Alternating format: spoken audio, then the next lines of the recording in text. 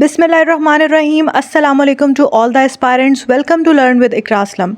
Students intermediate English book 1 series में आज हम डिस्कस करेंगे chapter number 10 a mild attack of locusts के इंपॉर्टेंट सिनोनिम्स और translation paragraphs. First word is devastated. इसका मतलब होता है तबाह हाल और इसका सिनोनिम है डैमेज्ड। स्ट्रीक यानी कि धारी, लॉन्ग लाइन।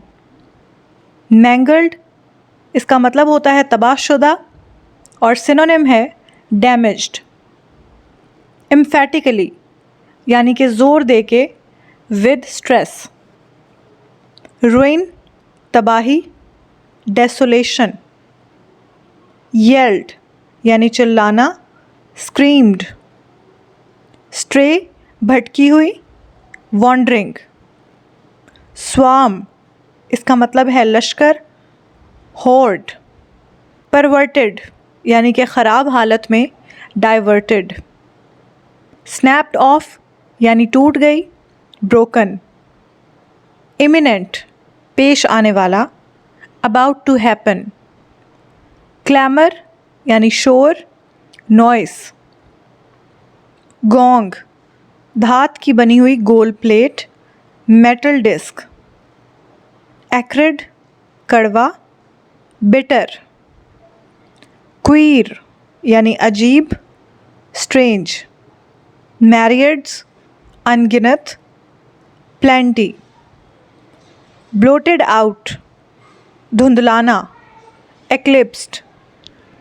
अब बारी आती है ट्रांसलेशन पैराग्राफ्स की and first important passage is at once Richard shouted at the cook boy.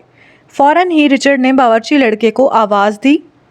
Old Stephen yelled at the house boy और बूढ़े स्टीफन ने घर के मुलाजिम को ज़ोर से पुकारा। The cook boy ran to beat the old ploughshare hanging from a tree branch. बावर्ची लड़का दरख्त की शाख से लटके हुए पुराने हल के फाले को बजाने के लिए भागा, which was used to summon labourers at the moment of crisis, जो हंगामी सूरत हाल के वक्त मज़दूरों को बुलाने के लिए इस्तेमाल किया जाता था। The house boy ran off to the store to collect tin cans, any old bit of metal. घरेलू मुलाजमीन टीन के डब्बे, किसी भी किस्म का पुरानी धाती टुकड़ा लेने के लिए स्टोर की तरफ भागे। The farm was ringing with the clamour of the gong. Farm घंटे के शोर से गूंज रहा था। And they could see the labourers come pouring out of the compound, pointing at the hills and shouting excitedly. और वो मज़दूरों को सहन से उमड़ कर बाहर आते देख सकते थे। वो पहाड़ों की तरफ इशारा कर रहे थे और जोशो खरोश से चिल्ला रहे थे। Soon they had all come up to the house and Richard and old Stephen were giving them orders, hurry, hurry, hurry. Richard और बूढ़ा स्टीफन उन्हें अहकाम सादिर कर रहे थे कि जल्दी करो, जल्दी करो, जल्दी करो। Next paragraph is For of course while every farmer hoped the Locustus would overlook his farm and go on to the next, it was only fair to warn each other. One must play fair. क्योंकि बेशक जबकि हर किसान को उम्मीद थी कि टिड्डियाँ उसके खेत को नज़रअंदाज कर जाएंगी और अगले फार्म की तरफ चली जाएंगी, फिर भी एक दूसरे को आगाह करना खैर ख्वाही की बात थी। हर एक को मामलात ठीक ही रखने चाहिए। Everywhere, 50 miles over the countryside, the smoke was rising from the myriads of fires. हर जगह उस देहाती इलाके में 50 मील तक आग के बेशुमार दहकते हुए अलाव से धुआं उठ रहा था।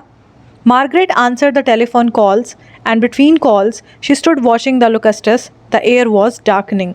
Margaret टेलीफोन की कॉलों का जवाब दे रही थी और कॉलों के वक्फे के दौरान वो खड़ी टिड्डियाँ देखती रही। फिज़ा तारीख हो रही थी। A strange darkness for the sun was blazing. एक अजीब तारीकी क्योंकि सूरज दहक रहा था। It was like the darkness of a wildfire. ये चिरागाह में लगी हुई आग की तारीकी जैसी थी। When the air gets thick with smoke, जब हवा धुएं से बोझल हो जाती है। The sunlight comes down distorted. सूरज की रोशनी बिगड़ी सूरत में नीचे आती है। A thick hot orange, ये गहरी तेज़ नारंगी रंग की होती है। Oppressive it was too, with the heaviness of a storm.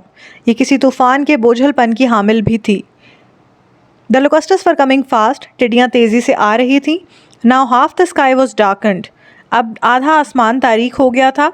Behind the reddish veils in front, which were the advanced guards of the swarm. आगे की सुर्ख तहों के पीछे जो कि लश्कर के हरावल दस्ते थे, द मेन स्वाम शोड मरकज़ी लश्कर नज़र आ रहा था इन डेंस ब्लैक क्लाउड, स्याह बादल की सूरत में, reaching almost to the sun itself, जो कि तकरीबन सूरज तक पहुंच रहा था। Next paragraph is Margaret was wondering what she could do to help. Margaret सोच रही थी कि वो मदद के लिए क्या कर सकती है। शी डिड नॉट नो, वो नहीं जानती थी। Then up came old Stephen from the lands. फिर बूढ़ा स्टीफन ज़मीनों से वापस आया। We are finished Margaret, finished. Margaret, हम ख़त्म हो चुके हैं, बिल्कुल ख़त्म। Those beggars can eat every leaf and blade of the farm in half an hour and it is only early afternoon. उसने कहा वो हकीर कीड़े आधे घंटे में खेत का हर पत्ता और पत्ती चट कर सकते हैं, अभी तो सिर्फ सपहर है। If we can make enough smoke, make enough noise till the sun goes down, they will settle somewhere else perhaps. अगर हम सूरज गरूब होने तक काफ़ी धुआं रखते हैं और काफ़ी शोर मचाते हैं तो शायद वो कहीं और जाकर ठिकाना बना लें। Next paragraph is looking out, बाहर की तरफ देखें। All the trees were queer and still, तो तमाम दरख्त अजीब और साकित हालत में थे। क्लॉटेड विद इंसेक्ट्स, वो कीड़ों से लदे हुए थे। Their boughs waved to the ground, और उनकी शाखें ज़मीन की जानिब झुकी हुई थीं। The earth seem to be moving, ज़मीन हरकत करती हुई महसूस हो रही थी। लोकस्टस इज़ क्रॉलिंग एवरीवेयर, टिड्डी दल हर जगह पर रेंग रहे थे। She could not see the lands at all, उसे ज़मीन बिल्कुल नज़र नहीं आ रही थी। So thick was the swarm, लश्कर बहुत ही बड़ा था। Towards the mountains it was like looking into driving rain, अगर पहाड़ों की जानिब देखो तो ऐसा लगता था जैसे बरसती बारिश को देख रहे हैं। As she watch the sun was blotted out with a fresh onrush of them, और जब उसने सूरज की जानिब देखा तो उनकी ताज़ा यलगार की वजह से सूरज भी तारीक हो चुका था। It was half night, a perverted blackness, नीम शब का समा था, अजीब सी तारीकी थी। Then came a sharp crack from the bush, फिर झाड़ियों में से किसी चीज़ के टूटने की तेज़ आवाज़ आई। A branch had snapped off, एक शाख टूट गई थी।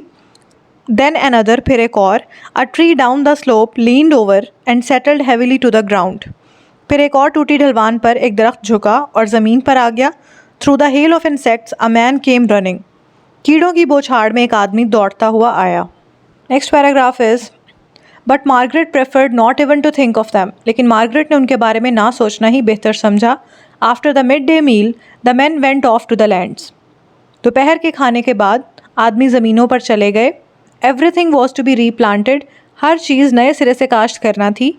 With a bit of luck and other swarm would not come travelling down just this way, खुशकिस्मती रही तो मज़ीद टिड्डी दल सफ़र करते हुए इस रास्ते से नहीं गुजरेंगे। But they hoped it would rain very soon, मगर उन्हें उम्मीद थी कि जल्द ही बारिश हो जाएगी। To spring some new grass, ताकि कुछ नई घास उग जाए। Because the cattle would die otherwise, क्योंकि दूसरी सूरत में मवेशी मर जाएंगे। There was not a blade of grass left on the farm, क्योंकि घास की एक भी पत्ती नहीं बची थी। As for Margaret, she was trying to get used to the idea of 3 or 4 years of locusts. जहाँ तक मार्गरेट का ताल्लुक था, वो इस बात को कबूल करने की कोशिश कर रही थी कि टिड्डियों का हमला 3 या 4 साल तक होता रहेगा। Locusts were going to be like bad weather from now on, always imminent. आइंदा टिड्डियाँ ख़राब मौसम की तरह हमेशा मतवक्का रहने लगी थीं। तो स्टूडेंट्स, ये थे chapter number 10 a mild attack of locusts के इंपॉर्टेंट सिनोनिम्स और ट्रांसलेशन पैराग्राफ्स। आपसे मिलेंगे नेक्स्ट वीडियो में चैप्टर नंबर 11 की स्टोरी एक्सप्लेनेशन के साथ। Thank you so much.